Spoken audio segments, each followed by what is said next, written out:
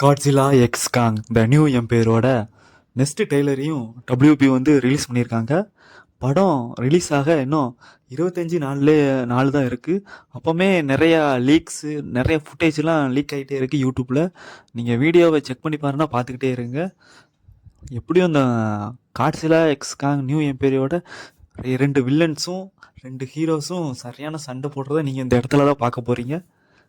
இந்த படம் வந்து ரொம்ப வெறித்தனமாக இருக்க போது.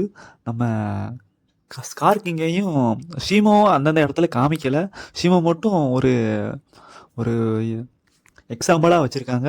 நம்ம சீமோவை அடுத்த படத்தில் அடுத்த ட்ரெய்லர்லேயும் WB ரிலீஸ் பண்ணலாம். அதில் நீங்கள் Godzilla x Kong the new next நெக்ஸ்ட்டு ஃபைட்டை நீங்கள் பார்த்துக்கலாம். இந்த இடத்துல பார்த்தீங்கன்னா எப்பா இனி அந்த போய் முக்கில் இறக்கி விட்டுருன்ட்டு நம்ம காட்ஸிலா வந்து நம்ம காங்கை வந்து முதுகில் ஏற்றிட்டு ஓடி போகுதுங்க. இதுதான் சரியான மாசு. ஆனால் இந்த ஃபுட்டேஜை வந்து நீங்கள் பார்த்தீங்கன்னா உங்களுக்கே கூஸ் பம்ப்ஸ் வந்துடும். அந்த இடத்துல தான் சரியான ஒரு முயற்சி வந்து நம்ம WB வந்து பண்ண போகிறாங்க.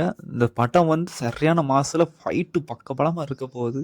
இங்கே பாருங்க, நம்ம காட்ஸிலா எவ்வளோ டன்னு, காங் எவ்வளோ டன்னு.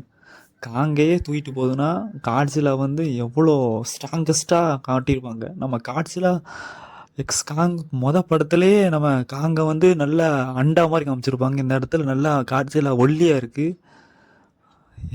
எனக்கு எனக்கு என்ன நேரம்னா சண்டையில் வந்து சரியான சண்டையாக இருக்க போது.